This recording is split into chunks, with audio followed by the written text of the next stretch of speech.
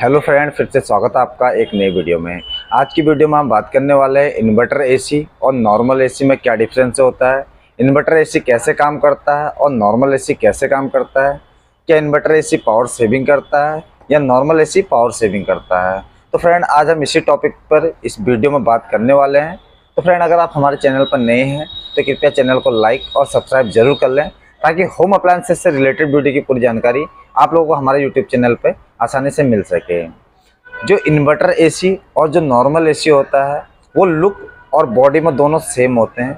अगर एसी पर इन्वर्टर लिखा ना हो तो पहचान करना मुश्किल होता है कि कौन सा एसी इन्वर्टर है, कौन सा एसी नॉर्मल है।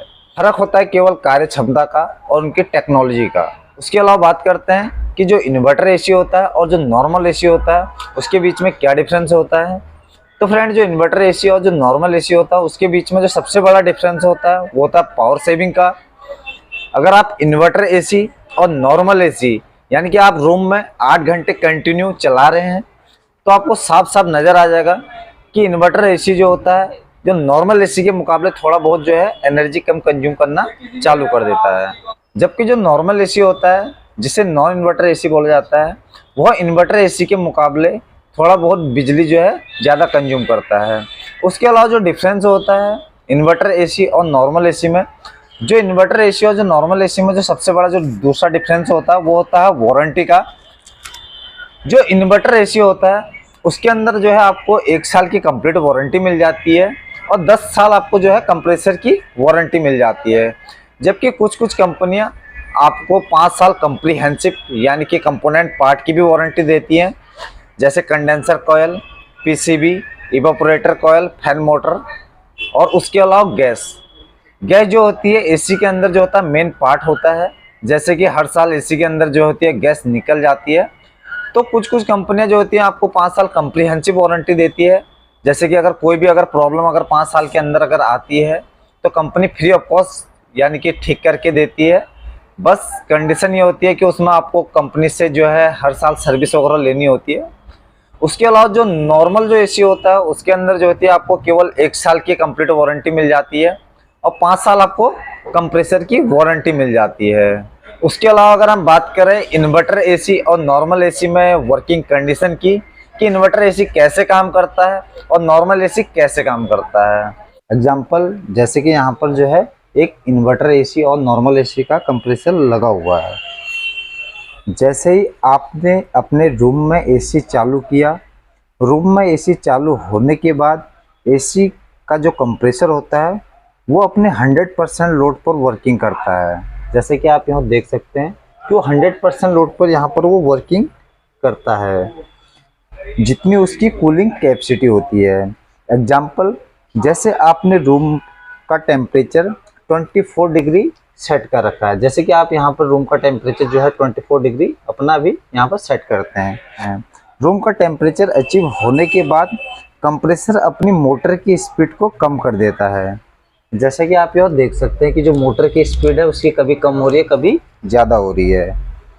अब बात यह है कि अगर मोटर की स्पीड कम होगी तो एसी कम लोड पर वर्किंग करेगा।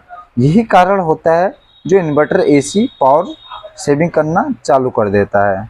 जबकि जो नॉन इन्वर्टर एसी होता है जिसे नॉर्मल एसी भी कहा जाता है, नॉन इन्वर्टर एसी जैसे आपने ऑन किया, ऑन होने के बाद एसी का कंप्रेसर 100% लोड पर वर्किंग करता है। जैसे एग्जांपल, आपने रूम में 24 डिग्री रूम का टेम्परेचर सेट किया, रूम का टेम्परेचर अचीव होने के बाद जो एसी होता है वो अपने कंप्रेसर को बंद कर देता है और जैसे ही रूम में कूलिंग की दोबारा रिक्वायरमेंट होती है तो वो अपने कंप्रेसर को 100% लोड पर दोबारा वर्किंग करना चालू कर देता है, जिस वजह से नॉर्मल एसी इन्वर्टर एसी के मुकाबले बिजली सेव नहीं कर पाता है। बस यही फ़र्क होता है इन्वर्टर एसी और नॉर्मल एसी के कार्य करने का। उसके अलावा बात की जाए इन्वर्टर एसी और नॉर्मल एसी में मेंटेनेंस कॉस्ट की, जो इन्वर्टर एसी होता है उसमें नॉर्मल एसी के मुकाबले थोड़ा सा मेंटेनेंस कॉस्ट ज़्यादा हो जाता है, जबकि जो नॉर्मल एसी होता है उसमें जो मेंटेनेंस कॉस्ट होता है वो इन्वर्टर एसी के मुकाबले थोड़ा सा कम होता है। उसके अलावा अगर बात करें कि आपको कौन सा एसी लेना चाहिए, आपको इन्वर्टर एसी लेना चाहिए या नॉर्मल एसी लेना चाहिए। अगर आपको कम से कम 15 से 18 घंटे घर में एसी कंटिन्यू चलाना है तो आपको इन्वर्टर एसी ही लगाना चाहिए, क्योंकि इन्वर्टर एसी लगाने का बेनिफिट आपको तभी मिलेगा जब आप लॉन्ग टाइम के लिए एसी को यूज कर रहे हैं। अगर आपको घर में केवल 8 से 10 घंटे एसी चलाना है तो आप केवल नॉर्मल एसी भी अपने घर पर लगा सकते हैं। तो फ्रेंड, आप इस वीडियो को देख के समझ गए होंगे कि इन्वर्टर एसी और नॉर्मल एसी में क्या डिफरेंस होता है। तो फ्रेंड, आई होप आपको ये वीडियो अच्छी लगी होगी।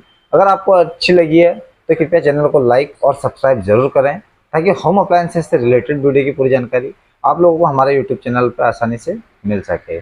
धन्यवाद।